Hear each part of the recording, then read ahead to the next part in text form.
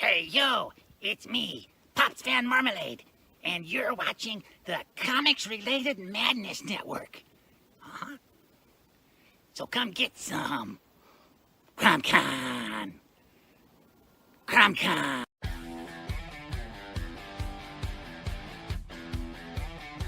If you're a fan of comic books and comic book conventions, Daytona Beach Comic Con needs to be on your list of must-attend events. It's a show that actually focuses on comic books. Imagine that! This year's event is happening on Saturday, September the 6th, and Sunday, September the 7th. Silverline creators will be there, so we'll see you at the show. If you find yourself in the Orlando area, and let's be honest, doesn't everyone come to Orlando for the House of Mouse? Head over to Coliseum of Comics to get your comic book fix. Be sure to check out their location on East Colonial Drive, where they carry a wide selection of independent comics, including Silverline books. Stop by and don't forget to tell them Silverline sent you. Hey, if you're an independent comic creator looking to get your comic printed, look no further than Kablam Digital Printing. They print our comics and do a fantastic job. They can even print special edition covers. When you reach out to them, be sure to tell them Silverline sent you. Looking for a bold way to boost your business? Advertise with Silverline Comics, reaching readers across the U.S. and around the world. Affordable rates, passionate fans, and national and international exposure, all packed inside thrilling, action-packed comics. All ads must be PG-13, perfect for reaching all ages. Spots are limited. Grab your ad space today and become part of the adventure. Silverline Comics, where adventure lives and your brand thrives. Email us at silverlinepublishingllc@gmail.com for more information. And make mine Silverline. Hi, this is Tim TK, host of That Silverline Show on Tuesday. Join us at 11 p.m. Eastern, 8 p.m. Pacific every Tuesday night as we discuss pop culture and the joys of making comics. Hi, I'm Barb Kilber, co-host of Silverline's Wednesday Wham. Join us each Wednesday nights as we discuss comics, literature, movies, and anything else that may catch our attention. I'm Roland Mann, and I host Silverline's Silver Sunday. Join me every Sunday at 8 p.m. Eastern as we make mine Silverline.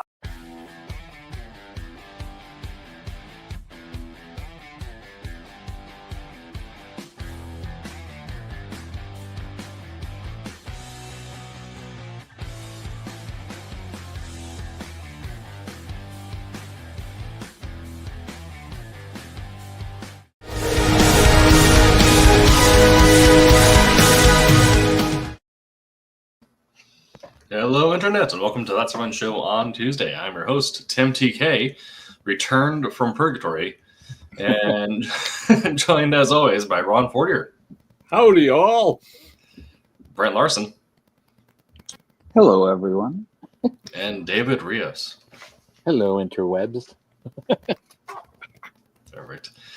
And tonight we'll be talking about buying our first comic, what that experience was like, what got us into comics as consumers, and possibly what drove us from that point on into our love of everything involved in the medium. David is the one who pitches this idea, so we'll be throwing to him to guide us on some occasions. But I believe if my browser refreshes, we do have some housekeeping. That is, boop, boop, boop, boop, share screen. That one. There we are. Rejects number 2 is currently live on fundmycomic.com. Again, this is a more like a pre-order window than traditional backing. All of our comics are complete and ready to go by the time we asked for funding on it. So really, to think of it as a pre-order window with helps us keep the cost of printing more manageable. And this is a continuation of one of our newer storylines, and there. I didn't.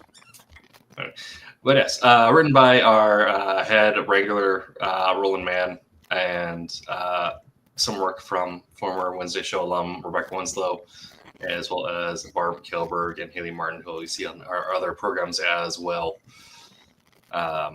Interior art is still available if you want some pencils and inked pages. Let me see if they uploaded a trailer for us. Don't know if they did. They have not given me a trailer, and if I try to run it in the window, we won't get audio for it. But if you are wanting to follow a new superhero team that would generously fit somewhere between the numbers or letters C and D, this is a pretty funny read, and with plenty of action to boot. So head on over to my comic. We're on the front page. And just get yourself a pre-order of Rejects number 2. And of course, you can also pick up back issues if you missed that. Okay. Very, very, very stylized look. So yeah, cool. I can quite a bit. Okay. So getting into tonight's topic, David, why don't you tell us a little bit about why you picked this particular topic for us? Well, I thought that we had gone through and we've been doing a lot of very cerebral things where, people think a lot about it and everything. And I just thought maybe this should be something fun, something fun to say, hey, I had this, and what went through to get you to this point. And, if there's anybody in the audience that has stories and things like that they want to tell, then they can jump in as well. It's kind of a lighthearted thing. So that's basically the premise behind it. So. Okay, perfect. I know Ron had sent us some resources that we'll get to when he comes up, but since you pitched this idea, why don't you start us off? What was your first comic, if you remember that, and what was the reason you bought it? Well, my first comic that I bought, it was a group of comics. I've kind of talked about it before, but it was basically based off the Robotech stuff, where we had a visitor, a friend of the family, come in. He was stationed in at the Marine Corps base and spent the weekend with us. And he went out with my mom and came back with a stack of comics. And it's like, wait a minute, you've got Robotech. Here's the Macross Saga, the Robotech Masters, and the New Generation, which was my favorite.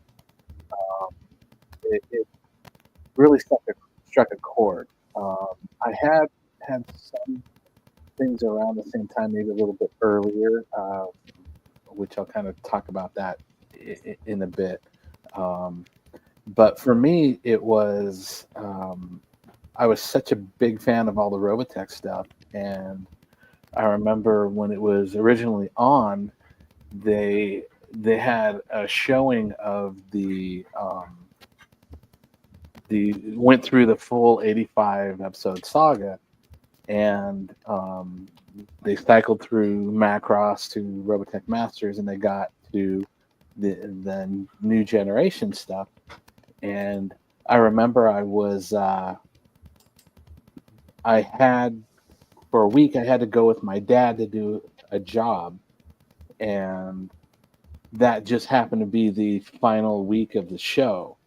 So I came back and went to go see what happened next, and the show had recycled, and now it was back on episode 1 of the Macross Saga.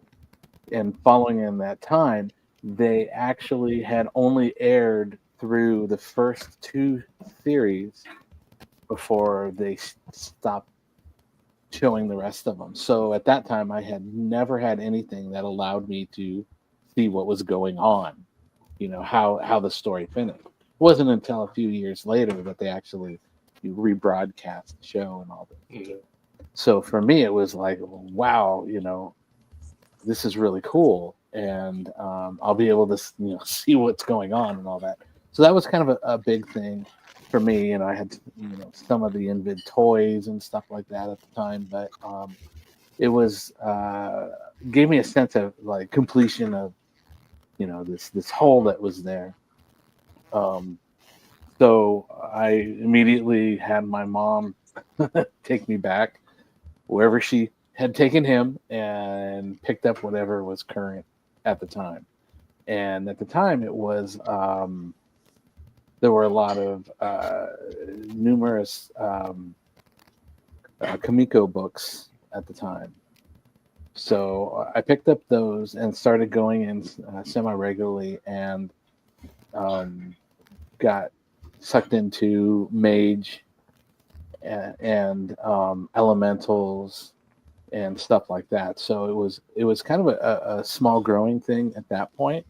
And I remember at the time looking and seeing like the X-Men 251, I believe it's the one with Wolverine up on the X, the classic cover. And I remember at the time looking at the Marvel book, and looking at the Kamiko books and going, I'm not a really big fan of the way that the coloring was, because they were doing a lot of the dot printing and stuff like that at the time. So you had the rich format books that were the Kamiko books, and then you had the standard Marvel stuff and all that. Hey, Dave, I got to stop you here. One question. This is bugging me. All right, how old were you then? This was in this was in college. I just got out of high school, so this was about 80, 89, 90, somewhere around there. I was about 20. So you're what? You're like 19, maybe? Yeah, 19, 20, somewhere. So this is your first dabble into comics? This is my first purchase into it. Okay. What I did have is slightly before, I had a friend that I went to school with, and we had given him a car because he didn't have a car, and he's like, "Oh well, here you can have these." So he gave me what he had on the run of the G.I. Joe series, the Marvel G.I. Joe series.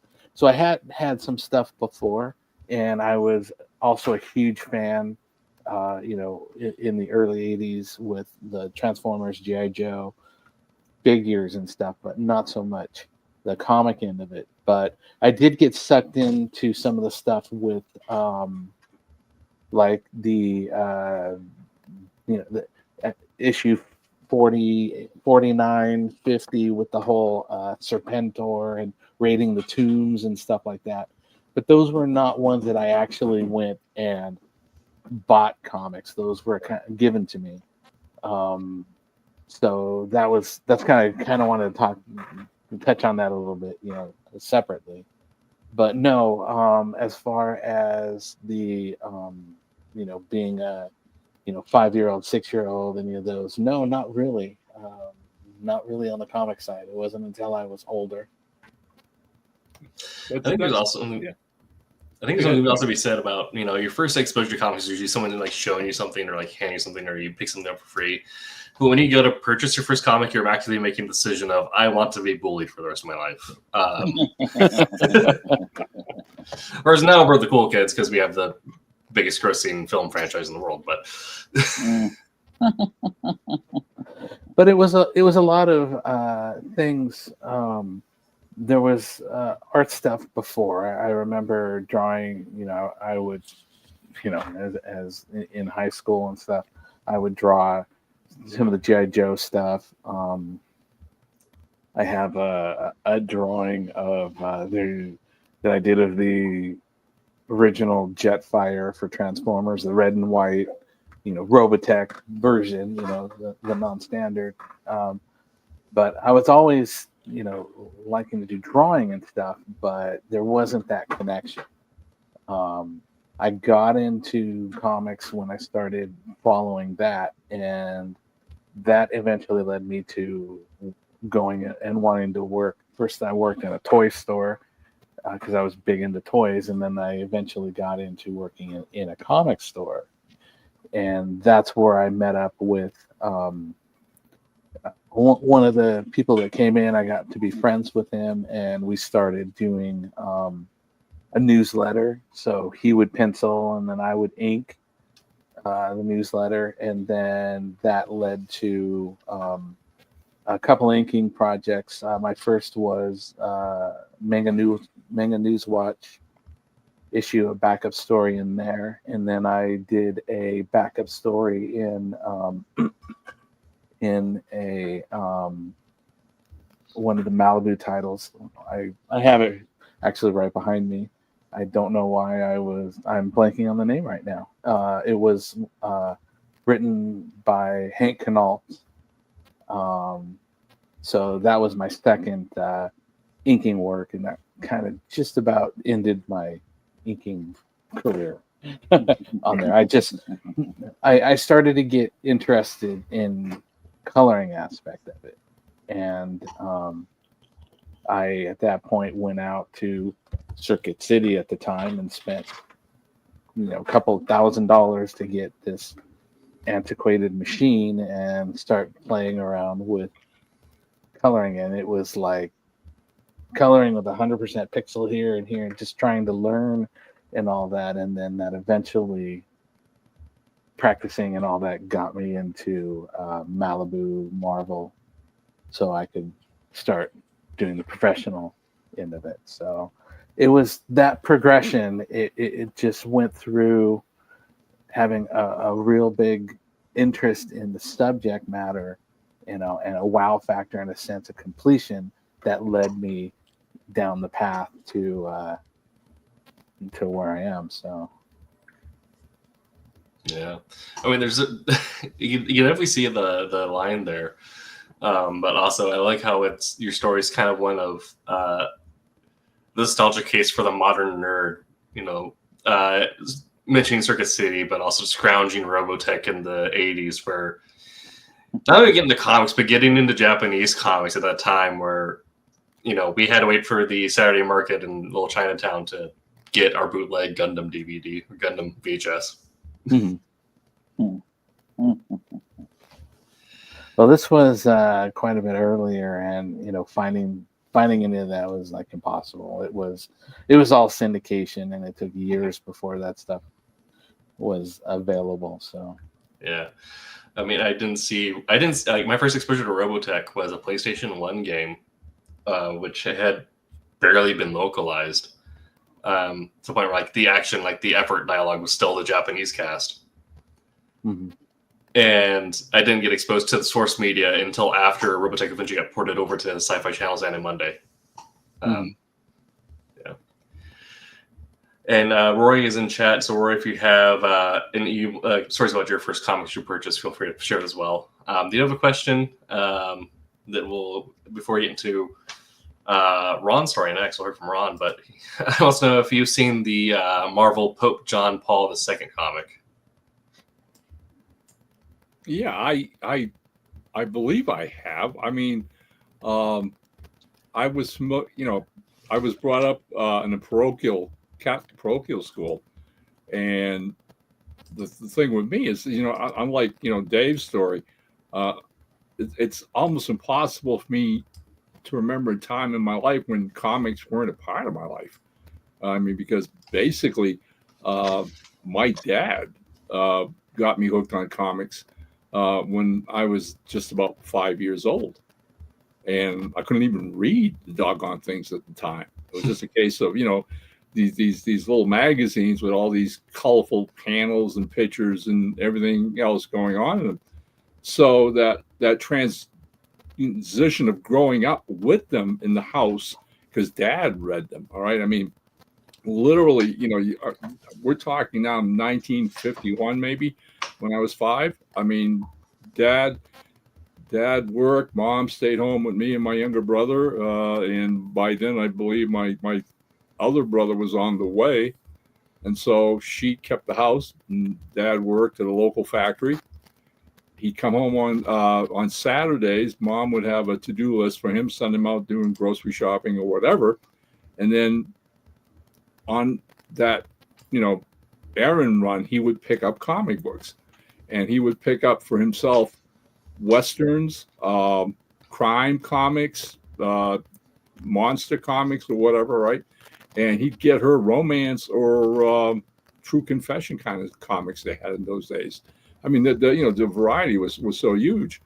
And so he'd come home, we'd have lunch, and then after lunch, the two of them would go in the living room, and basically my brother's in a playpen or whatever, I'm playing around on the rug on the floor, and they would turn on the radio and listen to music while they sat there whiling away a Saturday afternoon reading their comic books. Well, I mean, come on. I mean, I'm 5 years old. All right. I'm like doing gimme, gimme, gimme all the time. Okay. Till, like mom's all, give him one. My dad's not. He'll end up in his mouth. He'll rip it up to shreds and whatever, which I probably would have done. Yeah. And at which point, mom, one fateful day, mom just basically told him, she said, well, next week when you go out and you buy your comics, get 2 of the same title. And that way, when Ron starts bugging us, give him the extra one, and you won't care what happens to it. Okay. And that's what happened. And I mean, this thing sears into my brain. It's insane what, all of us who, are involved with comics, the impact they have in the trajectory of our lives. But 5 years old, I remember what that comic was. And it was a Kid Colt Outlaw. Because I remember his outfit. All right. And there's a 1950s Kid Colt Outlaw. All right. The company at that time, before they transitioned in the 60s to Marvel, was called Atlas. That's a John Severin cover. And Kid Colt always had the red shirt with the black and white vest. Kid Colt Outlaw. All right. Like I said, I couldn't even read the doggone thing, but man, I remembered that comic book. All right. That particular series. And who knows how many more Dad got me and what other Westerns Dad might have picked up, along the way as it is. So that by the time I get to school, comics taught me how to read. I'm just a ferocious reader, even in grade school and middle school, to the point where, again, like I mentioned earlier, I'm in a parochial school, and when you got to the what you'd call the middle school portion, where you're like the 6th, 7th, and 8th grades before going on to high school, they had the Catholic Church had its own comic book for kids. All right. And it was a monthly comic book, and you had to sign up for a subscription through the school. And once a month, the nun teacher would come out with this box, open it up, and it was called Treasure Chest. And basically it had stories of, Boy Scouts adventures or outdoor adventures, or, just, like the Hardy Boys kind of, PG stuff, and also the lives of the saints. Or as, our listener here brought up, there were stories of the popes, all done in graphics. So, I mean, that just fed into, what I was already enjoying at home on my own. And by the time I graduate from, wish we could bring those back. Hey, so do I. I think Treasure Chest was amazing. I'd like to find copies of it. Every time I go to a con, I check out the back issue bins, all right, and I'll see them online every now and then. But following up with this, I graduated from grade school in 1960, and that was the summer that Atlas stopped being Atlas, because a comic book came out that summer called The Fantastic Four, and pretty much started the silver age of comics as we know it today. And I mean, up until then, in those years, the late 50s, DC's only real superhero comics were Superman, Batman, and Wonder Woman. They're, top 3. But I mean, the stories are god awful. All right. I mean, they were really pablum. All right. Like Superman, the milkman, and they'd come up with all these zany, stupid, crazy things. All right. Because the kicker is they really weren't getting any other competition in far as doing superheroes until Kirby and Lee give us the Fantastic Four. And then it's like this avalanche, all right? And you always knew. I mean, I'm 13 years old, and I know the DC comics are a heck of a lot more polished and sophisticated, where what Atlas is doing seems kind of rough and crude. And Tim, we've got that cover of Fantastic Four #1. Okay. The minute I see that on the spinner rack, I'm like, wait a minute, this is the outfit that just does these monster comics. What the heck is this thing all about, right?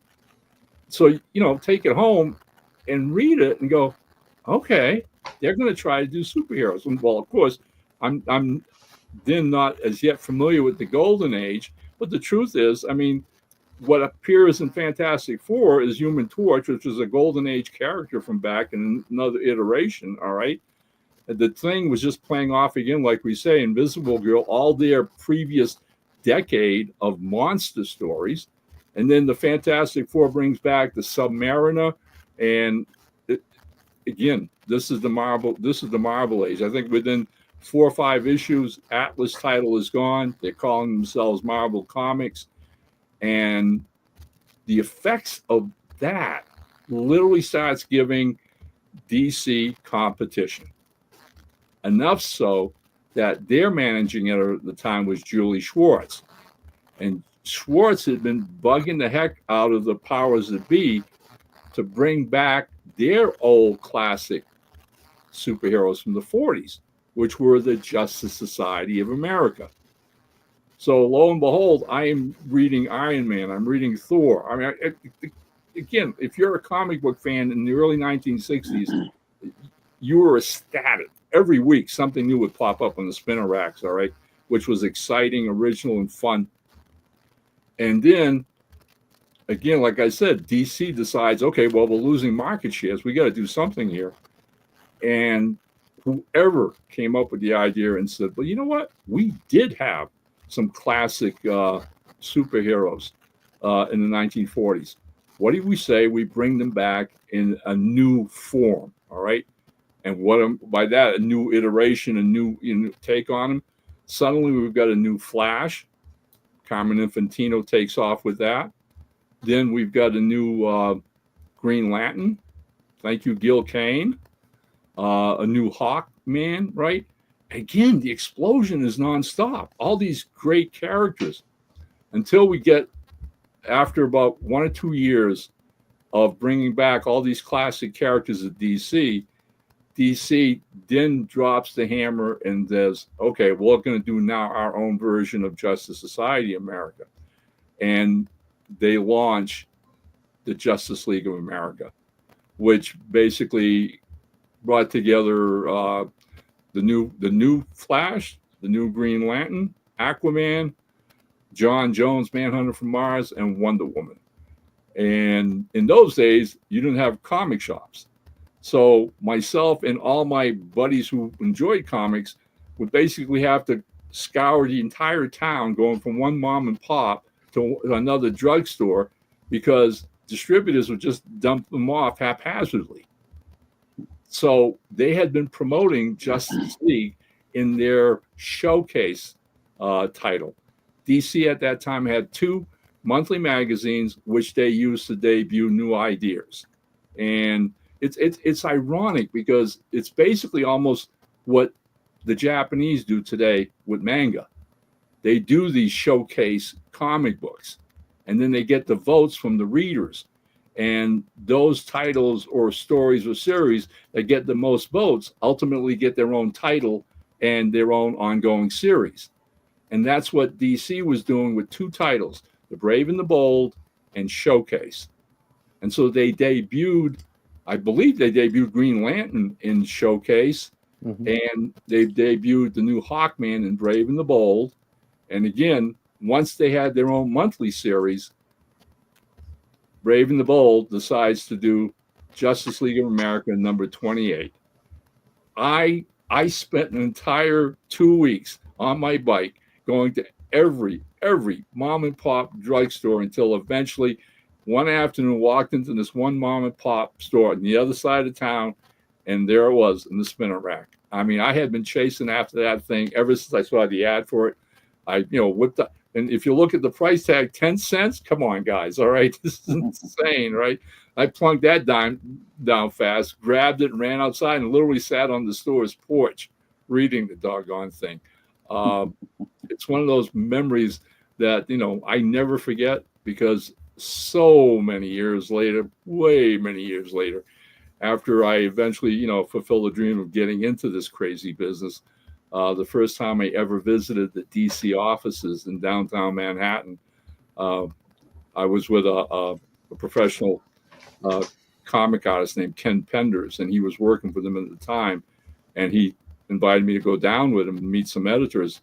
And as we were walking through the halls, they had a lot of their classic comic covers blown up as posters tacked on all the different walls where you walk between offices and whatever. I remember turning a corner, and there was this giant poster of this particular issue of Brave and the Bold, and I just stood there just looking at it, just realizing it's so fired my imagination. And like I said, pretty much those years changed the course of my life. Stayed a comic book junkie all through high school, but then after high school went to work, eventually joined the Army, and because of the Army and going off and various bases, ending up in Vietnam or whatever, I wasn't collecting. I got out of comics for 3 years of my life, only 3 years, because the second I got back home to the good old US of A, I once again started picking them up and reading them, and by then had determined that was it. I was going to get into this crazy business one way or another. And from I got home in 1968, and by 1973, I had sold my first short story to Eclipse Comics out of the West Coast. And that's me. And so I don't remember buying my first comic, like I said, as much as having been gifted that thing by my dad. And that one of the twists and ironies of life is Dad passed away before I sold my first script, and he never saw any of my published works at all. But I like to think that up there someplace he did, and and knows that he had a little part in directing me down that course. Mm-hmm. Well, that's kind of the whole basis for, or one of the basis for this is how different everybody's experience is. Totally. And with your story, for example, you were in a household where your father was reading, your mom was reading, her versions of it. My household was completely different. My dad was an immigrant from Mexico.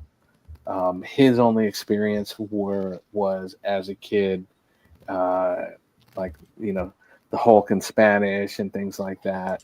But there was never that, I'm reading it every month or anything like that. It was like, hey, this is cool. Let's read this type thing. And then from my mom's side, my mom was he was an artist, writer type person. Her she has artwork that the last I heard was still hung up in her school and all that. But she was very much, she had a huge suspension of disbelief.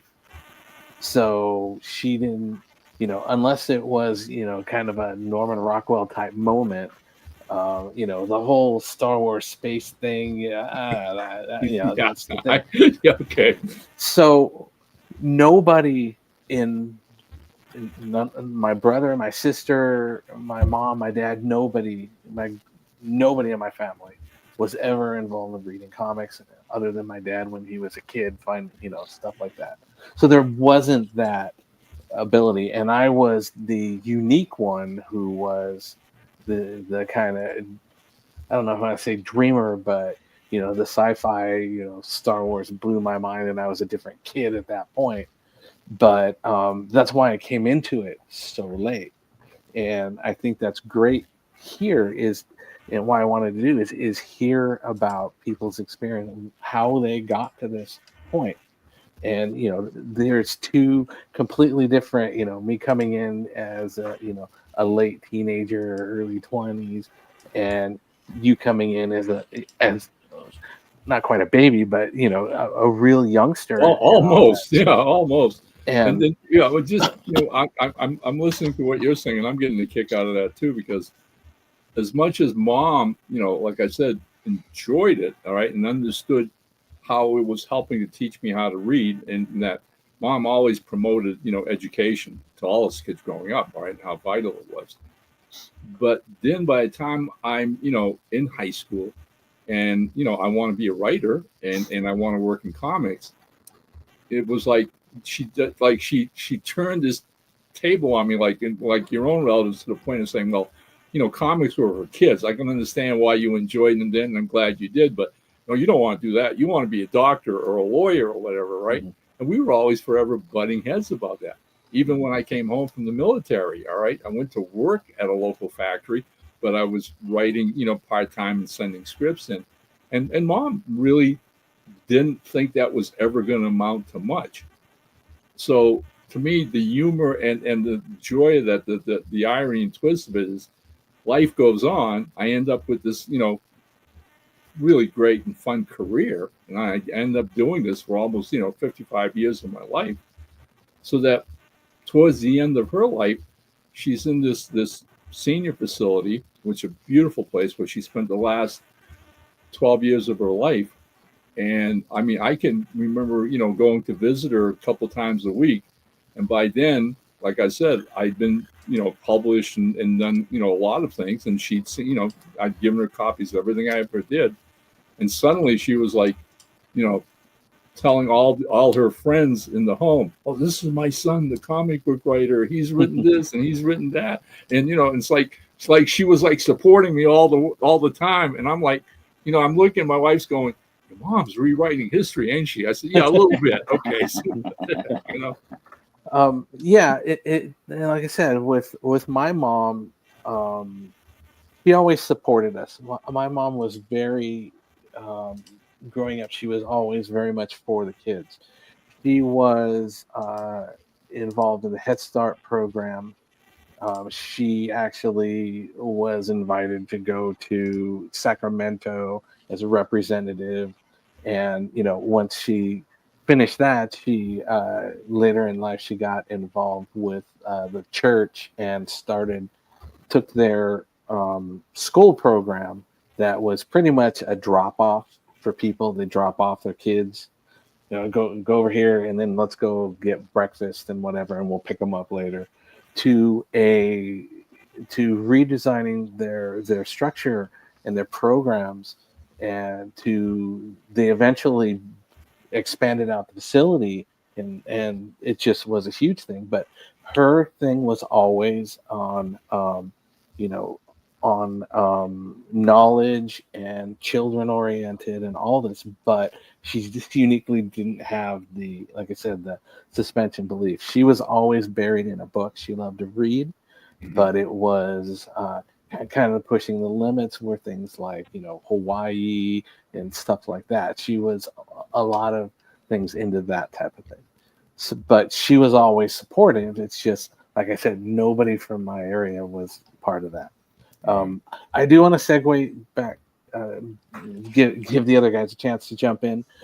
There was one other thing that I want to say on that Fantastic Four cover.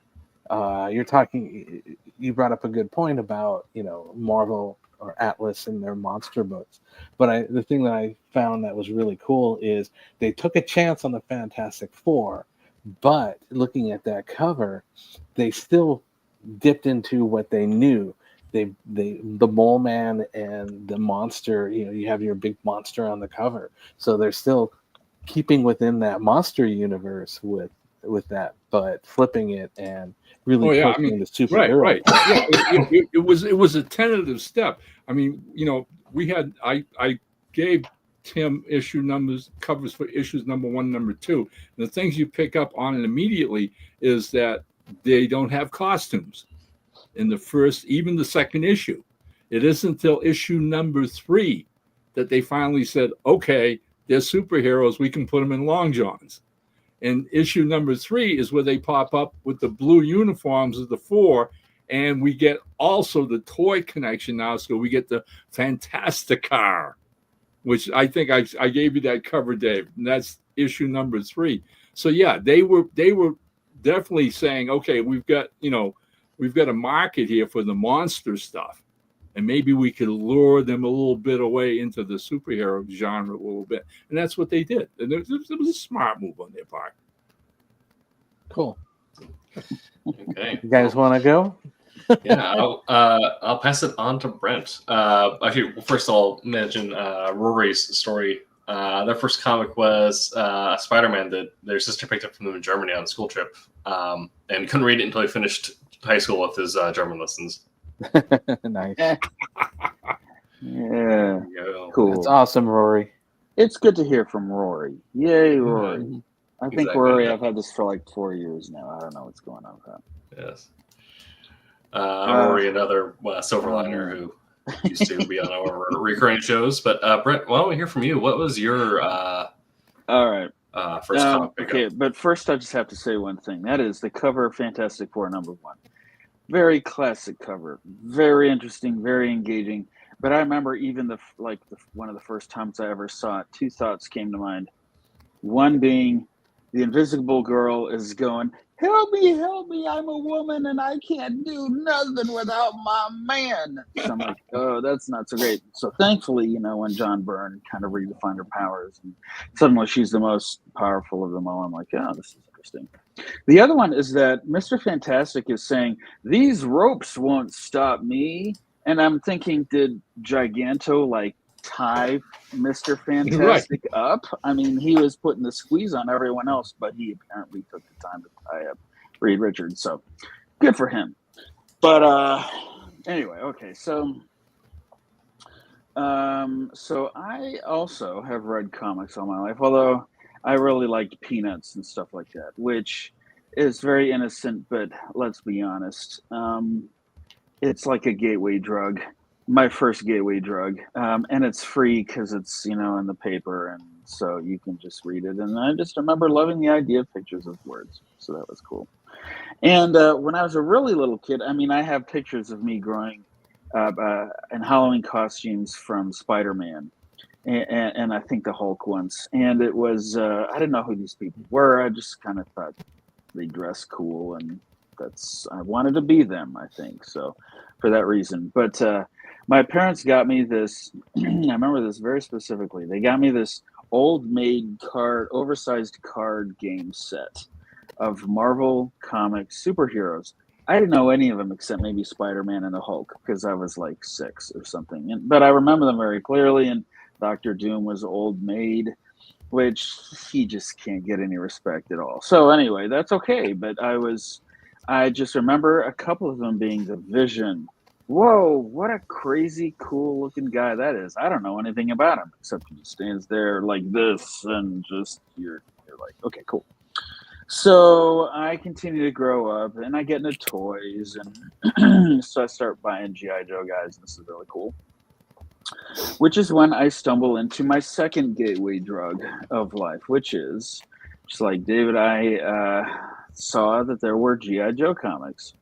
And I remember, this is so funny to me, because the first one I found on a rack was G.I. Joe number 12, which had, it was a very classic cover, and it had Snake Eyes, and it had Gung Ho, who had the big Marine logo tattooed on his chest, and you had Stalker, and they were all jumping off a boat with really cool swimming poses that made it look like they don't really know how to swim, which is fine.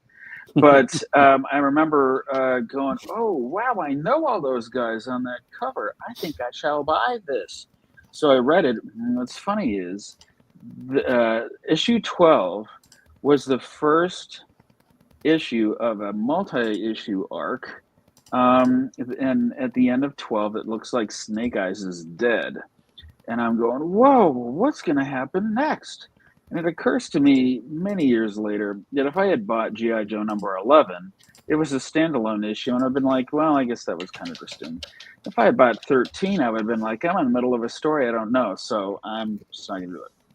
Instead, I got issue 12, which literally makes me think God wanted me to read comics. There you go. Okay, There you so go. I'm doing it, yes. I've never stopped. I actually took like a 4-month hiatus in the early 90s when Marvel really cared about really cool covers and stupid stories. And so I gave it up for 4 months and realized I couldn't do it because I loved it too much. So back I came and everything turned out okay. But anyway, so I just read G.I. Joe for years and years. And my dad was in the military and we got stationed in Germany, and I just kept reading G.I. Joe and I thought it was great. And then one fateful day, I go to the Stars and Stripes, which is the military bookstore overseas, and they don't have my issue of G.I. Joe. And I'm like, I'm not leaving this place empty-handed. So I started looking at what was next to where G.I. Joe should have been. And there was an issue of the Avengers, and on the cover was this guy that I remembered from the card game when I was a kid, which means Marvel is really pretty smart at cross-marketing and getting kids while they're defenseless. So I was like, I gotta know what's up with this guy, the Vision. So I bought the issue, and 2 months later, I think I bought Fantastic Four and X-Men, and that's when I said goodbye to my money forever. Oh, So that's my story in a nutshell. Yeah. That's kind of my issue when I first started comics as well, is the once you get into it, like, oh, I just want to buy every title now. Yeah. Yeah. oh yeah, that's how fast that happens. Believe me. Oh yeah, and then watching the prices go up as the years went by. All right. I mean, Yeah, absolutely. I mean, like I said, I mean, when I started, 10 cents a copy. I mean, hey, I'd go visit my grandmother, and she'd go, "Hey, Ron, here's $1. 10 comics. Here we go." Yeah. So I got 10 comics for $1. All right, but then it's 12. Then it's 12 cents. Then it's 15 cents. Then it's 25 cents. And this, I look at it today, right? I mean, come on, $5 for one comic book, and I'm like, is it any wonder kids aren't buying and collecting like I did? Yeah. Right? Come on, all right. I mean, when negotiating your raises, you need to use like the comic market value index as your base point, saying like, okay, this is what my role was making back in the 70s when comics were this much, so now I need to be here to afford the same amount. Well, I will say this, both Ron and David, it was pretty cool that your folks were behind you reading comics. Mine were not, and never really got behind me on that. I remember very specifically when I was a senior in high school, one night I'm getting in bed and my mom just burst into the room and says, "Brent, you're wasting your time with all these comics. You need to get serious and start thinking about what you want to do with your life." And I think probably me working for comics was solidified that day. So Yeah. sorry, but yeah, if you ever want your kids to stay away from something, don't go and say that to them. It's almost more than guaranteed they will go for it. So Well, yeah. yeah. I guess my story is I kind of talked about it to some extent. I don't think I've talked about what the comic I first bought with my actual money. But my first exposure to comics was when I was a wee tot and discovered my dad's bin hidden under a table somewhere that had an old Action Comics with Superman versus a generic group of bank robbers in one of those bad storylines that Ron was talking about, where they hadn't quite figured out how to make good villains yet. So it's just, we'll just have strong men beat up robbers, and everyone's happy at the end. And for 22 pages at the age of 6, that's exactly what I wanted. But then later on discovered Cable and X-Force, and where I was like, oh, there's actually like, you know, something more compelling happening here. And that was also at the same time as I was getting into the Dragonlance books and some of like the pennings of 90s fantasy, and kind of got hooked on the idea of big, strong mutant mercenaries with lots of pouches. And so first my parents to kind of keep me at least somewhere in the update in that. And of course they bought comics the way that parents aren't necessarily into it, but are supportive do, and that you'll get issues every now and then, and they're kind of scattered, and you don't know how you get, like, if they're doing a featured storyline, you'll get parts 2 and 4, but miss out on 1 and 3. But when, you know, at least back then, Monster of the Week was a little more common. And then in later middle schoolish, when I actually like was doing some odd work wherever I could, mowing yards, that kind of deal, I bought my first issue of Green Lantern. It's because I was familiar with the cartoon, and then I saw Guy Gardner beating up atrocities on the cover and said, that looks dope. And it was dope. And continued on that until my first actual like serious effort in like getting a big thing to actually put on my bookshelf. I'm proud of it. Was we were in Phoenix, Arizona for like a summer thing, and stopped by Atomic Comics there, and there was the big, just recently released collected edition of Messiah Complex X-Force, and immediately going back to, oh, I love Cable. And then I picked that up and like, oh, this has pouches. And I was like, oh, this has Mr. Sinister, who was one of the guys who got featured in a lot of like the Monster of the Week things. And then I read through them like, oh, there's like 2 other giant books. One's coming later, but I need to buy. And that's the point that launched me into actually like collecting what I can. And then I run into the issue of when we still had a friendly local comic shop in the area, and they had a subscription box where you would give them your name, your phone number, and tell them what titles they wanted to pull from the rack. And of course, myself being first job out of high school, whatever, and not really having bills at the time, decided on a entirely unreasonable number.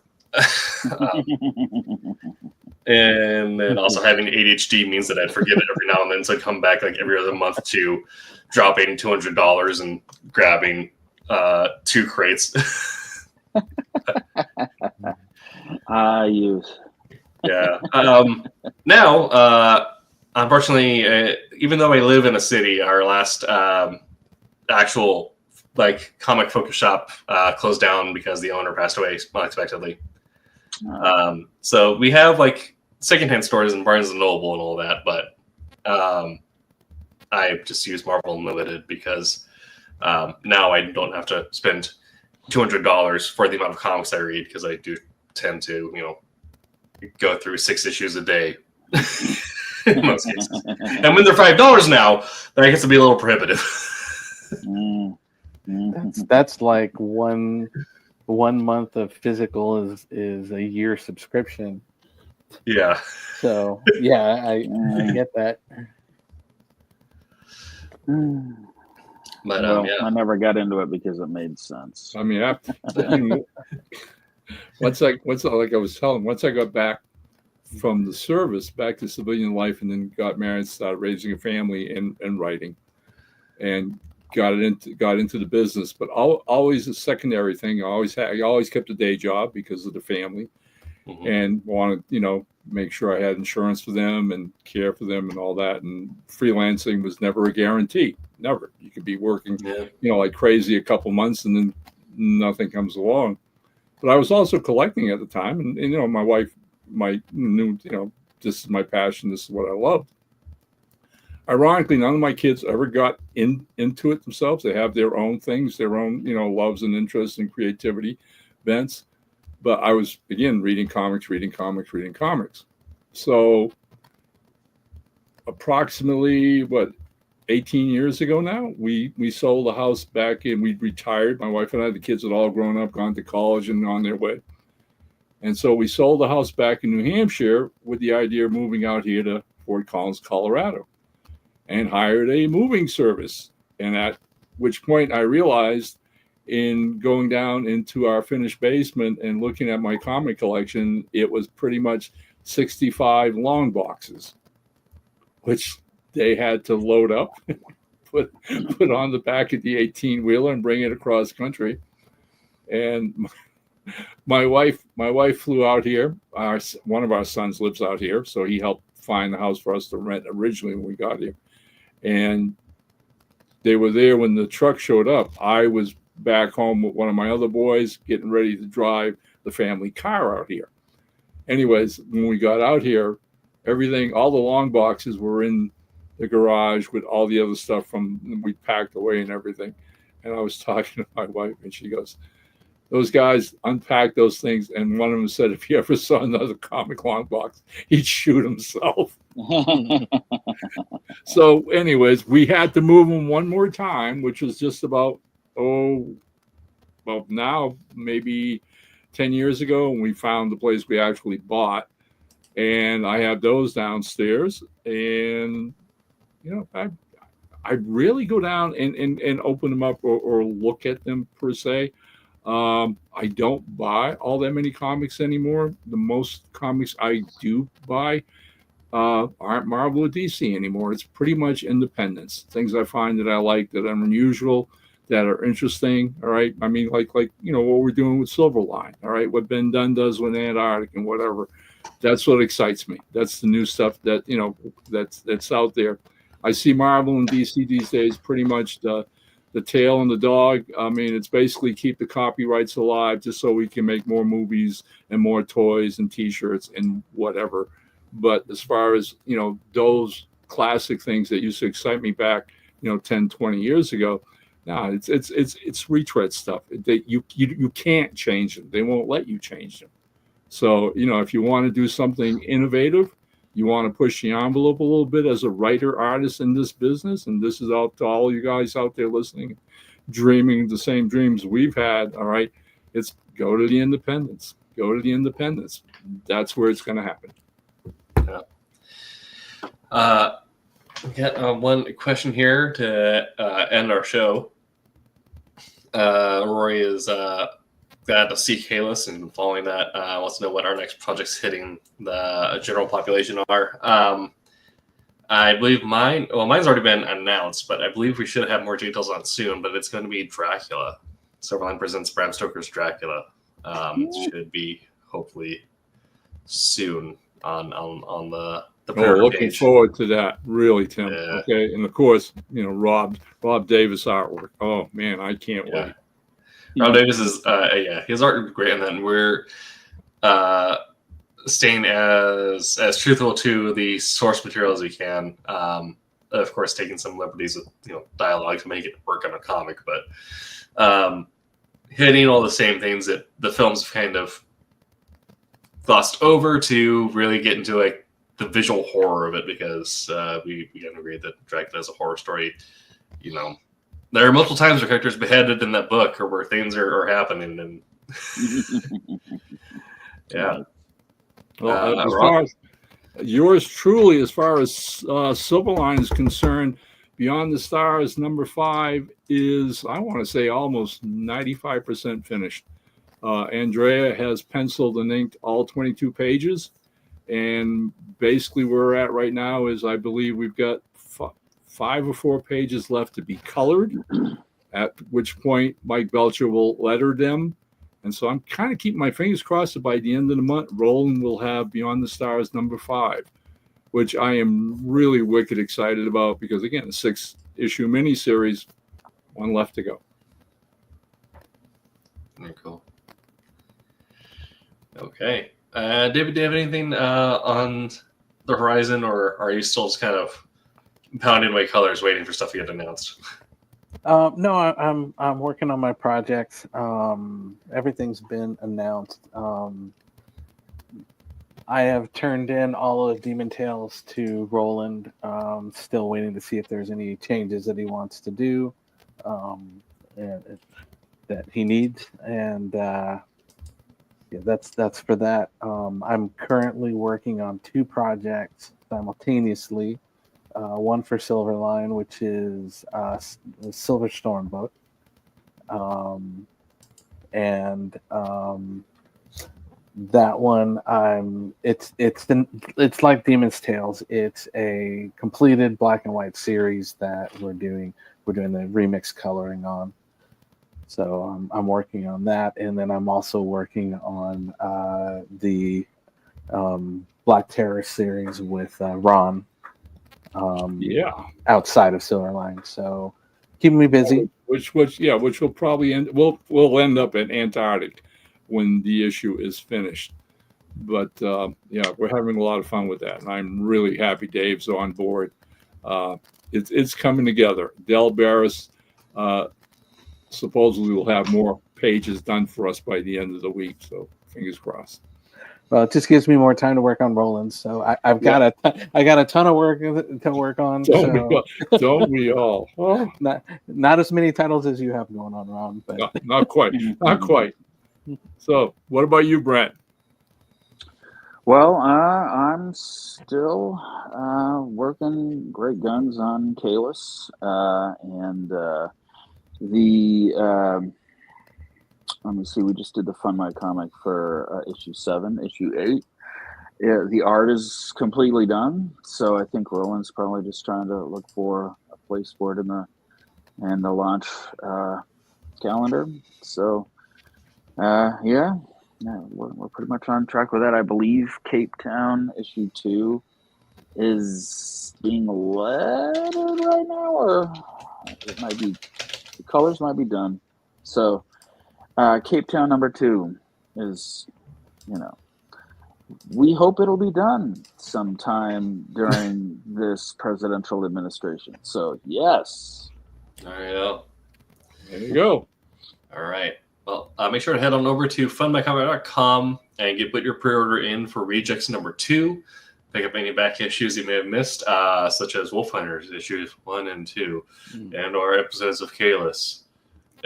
Or Demon's Tales, or Beyond the Stars. By all means. Yeah. And be sure to pick up the exclusive foil cover. The only place you're going to get it is during the campaign. So. There you go. Yeah. When you place your pre-order, make sure you get your takeaway box. It looks like my crate when I first got into comic subscriptions. Yes. We'll be back next week with the single issue story. So talking about the condensed story, perhaps, if you're part of an ongoing series, it's the monster of the month. If you're doing like many other indies, it's just one self-contained floppy that is all you need. And the art therein. But until that time, there we go. Somebody's got to do it. There's I got it. Make mine Silverline. Hi, I'm Dave Dorman. Make mine Silverline.